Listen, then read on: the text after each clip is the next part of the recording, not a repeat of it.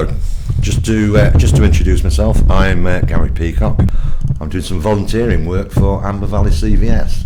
I'm going to let David introduce himself, and I'm going to let him tell you a bit about Amber Valley CVS and his role and what we'd like to try and get out of these podcasts. David. Okay, so my name's David Brough. I work as a volunteer development worker, and my role is to develop the opportunities of volunteering in the Amber Valley district, and that's why I work for Amber Valley Council for Volunteer Services. And what we do, we're a pivotal role in the charitable sector throughout Amber Valley. So I'm going to look through our leaflet that we hand out so I can go through and not miss anything out on what we do. So we opened our doors in 1989, and even though all these years later we still get people say, I wondered what you did in there. So this is a chance for you to find out at last. So we support local groups in their development, so people come along to us and ask for how they can set up charities, and we get our funding manager, development worker I should say, who then will go through everything from the legal requirements of committee members and policies and constitutions and potential funding streams for them, and also whether or not setting up as a charity is the right way to go, or another method might be better for that particular group. From then, we then look in terms of, most of them are incredibly passionate about a particular cause that they're going for, but the task that they have in hand means that they need volunteers, because they very rarely have any money to be able to spend to help them produce those tasks, and this is where I come in. So we advertise on e-bulletins, we advertise on an app, vollife.ambervalley.com, and we advertise on newsletters and news sheets that we put out. We've also got a magazine that we use, a community news letter, which again advertises people's projects and vacancies that they might have. And so the podcasting, this is where Gary came forward, is something that we just see as another method, along with the other social media streams that we use, to start to increase people's awareness of all the incredible, wonderful things that happen in Amber Valley and the way we can actually help them. From there, we've got a whole range of other things which we'll probably bring up along in other podcasts. So in reality, the podcasts are going to they're going to take the form of an interview with either single or multiple participants who are volunteers at the moment, what their reasoning for becoming a volunteer was, whether it was a sense of doing good within the community or a route to employment. There are many different facets to why people might volunteer. Is that the case, David?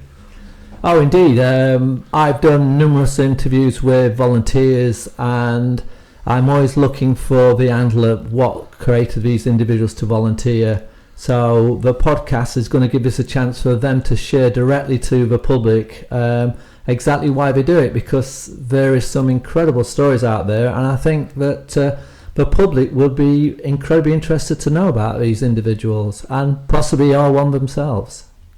So what are we looking for from people? And I think it's a bit of a misnomer that the only volunteers are either unemployed or retired. Well, a good example is at Christ's Tramway Village. I interviewed 12 people, of which some of those people have been there for 20 and even 40 years, which means that at their age they was actually in work and coming to volunteer at the same time. There's a couple of other things that we will bring up as Sail on the Way. Is there's where individual companies will have what's called corporate social responsibility, and they can send a team out of workers to actually work on a volunteer project for a day or two, depending on their policies, or give time off for employers to go and volunteer in various locations. So you can see that we do get volunteers from all walks of life and all backgrounds, and still in work. It's not about having the leisure time. Sometimes it's about the commitment and passion for a particular project. I mean, hopefully over this series we'll come across the different types of volunteer. Well, I've actually been down to Christ Museum a few years ago when the kids were younger. It's a brilliant day out, but in a way, to me, it's the sexy side of volunteering. It's a very interesting project. They obviously need the volunteers to make it work, but some of this stuff, David, is less glamorous, isn't it, that people volunteer for? Less glamorous is obviously an opinion, because for some people they like to stay in the background. So there's projects in like Grow Outside down in Butley, where they can be just in a small group of people where they grow flowers that are then cut and sowed to help move a project forward. You've got Midland Railway, which is right next door, where people go there and with the right skills they can actually volunteer to be working on the engines and redoing up the cars and stuff. We've got Carwood in Ripley, we've got Waingroves Wood, there's Shipley Park that have volunteers. So I think glamorous is more a term of whether you feel that what you're doing is worthwhile, or glamorous is if you think you want to be the front line. So we know that the theatres in Nottingham and Derby also will take volunteers.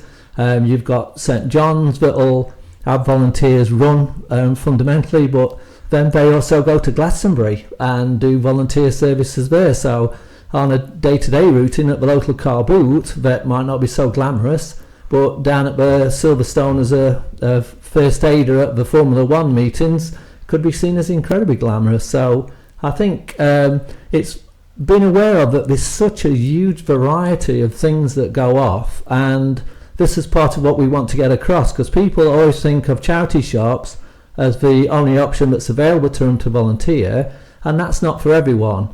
But as I put across to people, the charity shop is the way that the charity actually collects money that then keeps them doing what they do. So the person like British Art Foundation that's had a relative that's had an issue 20 years ago, without the donations from the charity shop, wouldn't have had the research that then means that they probably saved that person's life. So it's been aware that the charity shops play an incredibly strong part in allowing organisations to do what they do.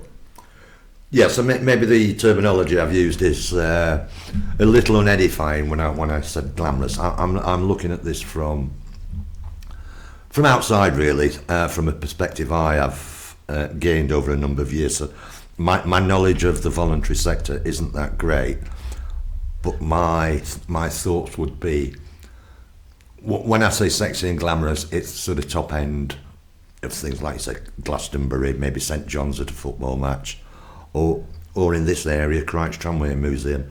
And I think there's a definite difference between that and maybe caring for people in their homes, or teaching adults to read and write or understand back statements, that sort of thing.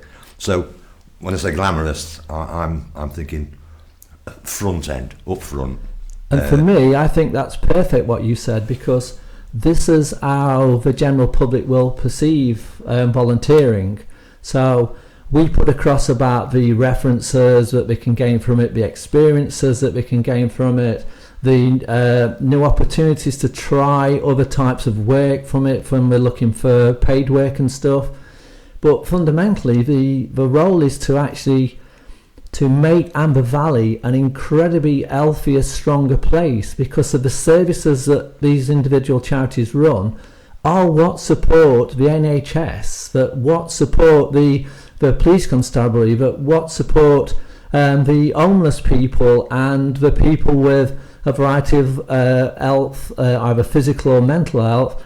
And the NHS and all the other services that are overwhelmed, they are being held up by these particular services and charities. So very few of us will not be far away from somebody we know that have used a service from somewhere, or could do with knowing about the service. And part of what the podcasts are is the invisibility that all these organisations have, is to get these out into the public domain so that you're aware of the thing at the end of the street. So I had an example of a lady that was looking to find something to do, and she lived about 4 doors away from a church where there was plenty of different things that were going off, activities and stuff, that she wasn't even aware of. And I think that kind of is a brilliant example of why we're here doing these podcasts today. And I really am pleased that Gary can come forward and help us to produce these broadcasts. So what I hope we'll find, and what I think we'll find as we go through this series is, as I mentioned before, people volunteering and eventually finding themselves in paid employment through really the experience of the volunteering network. That's one thing we'll be looking at. I'm sure we will have people who are sort of had mental health issues or breakdowns or trying to get back into the workplace, use volunteering. I really hope we'll promote other people into coming forward. One of the things of my perception as well, that we have debated offline as it were, is the PR side. People simply just don't know how to put themselves forward. And that's something that we hope these podcasts are going to work on, that they are going to promote this, and we're looking at being able to put forward addresses, contact names, websites, etc., where people can look, see what there is available, and get in touch and put themselves forward. Is that something you're working on, David? I think I don't understand why the issue is, because this organisation's been running for 35 years, pushing for promotion of organisations of charitable concept and advertising all of the different vacancies they have. The organisations, which in Derbyshire alone is over 2,500, also advertise for themselves. And I think part of the issue isn't the fact that the advertisements are not out there. It's more to do with, unless you need a service, you don't tend to look for a service. So, like the lady didn't need the church at the end of her street until she came to it. Therefore, she wasn't aware of actually what went off in that church. And I think a lot of the time, this is part of the problem. And so, we're using podcasts as another way of trying to gain interest in something, but let me assure you that all those people out there that listen to this that do need things going off, contact Amber Valley CVS and have a conversation. And if it's not something we do directly, we will certainly know an organisation that can assist you, and start to have a look around. Those notice boards that you walk past every day that you never read, start to have a look and find out what's going on.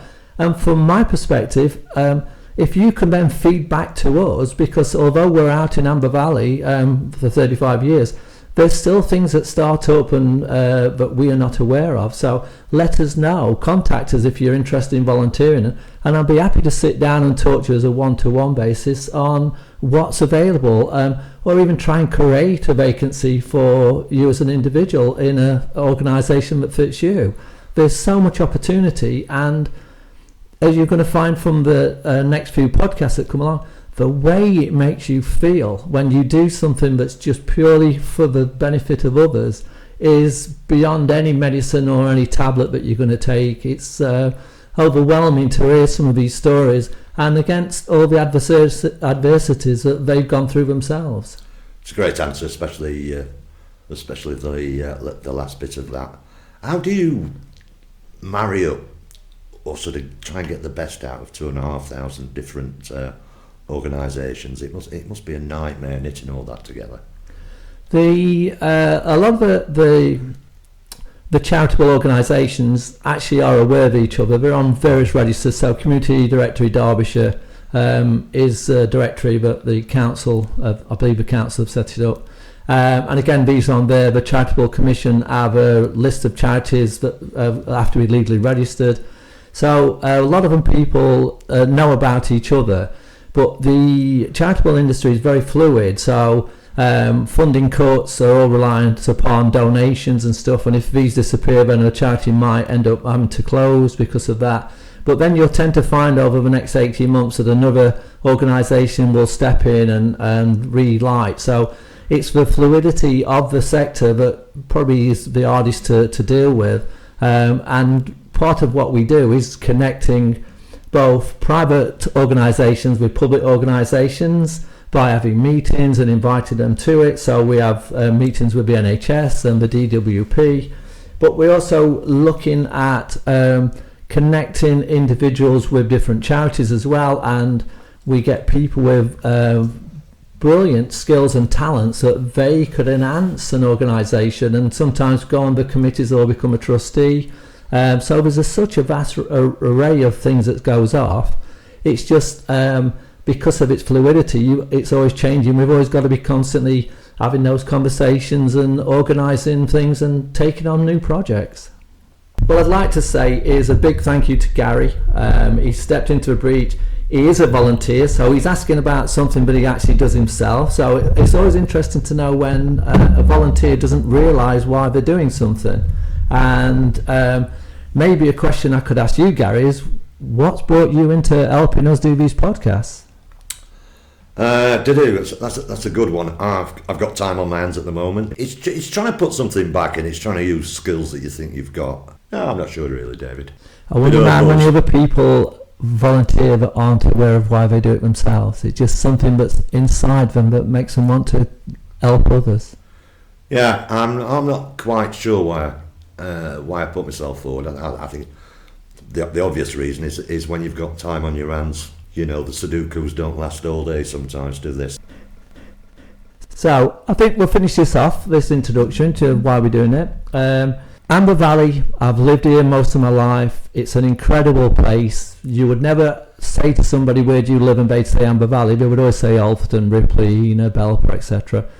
But there's a lot of stuff that goes off that nobody seems to know about. And what we want to do is bring this out into the public domain. We want this community, great as it is, to become even better. We want that strength and health. We want there never to be more than a 5 people distance between people being able to source help when we need it. They're lonely and be isolated through many different reasons, are sitting there wondering what to do. And there's so much more that they can get. There's help that they can get from organisations, or there's becoming a volunteer, which then will help them help themselves. So I think finishing this off, this first podcast, I'd like to thank Gary for volunteering, even though he's not sure why he is, and also thank Amber Valley CVS for all the hard work that you've done over those last 30 plus years, because it makes a difference, and working here you really start to see what that difference is. Thank you. So I've spoken about how we promote volunteering and the different types of volunteering. This podcast is an idea, but it won't work unless anybody listens to it. What we'll be doing in the first place is putting these podcasts onto the various spotted sites. So Spotted Alfreton, Spotted Swanwick, Spotted Ena, etc. everywhere in Amber Valley. I don't actually know if there is a Spotted Amber Valley. There may be. We'll also be putting them on a YouTube channel. But if anybody has any ideas as to how to get this listened to, the future ones listened to, if anybody out there as well is listening and would like to put themselves forward to either be an interviewer or an interviewee to talk about volunteering, please get in touch. You're more than welcome to have a go at this. We can add a link so that we would like to ask you to share it out. So when you listen to it, if you like it, also make comments. This is also a big part of us developing what we're doing. We don't want to just put out what we think's correct. We want to put out that works. Right, so thank you all. Hopefully you'll look forward to the next one. Thank you, Gary.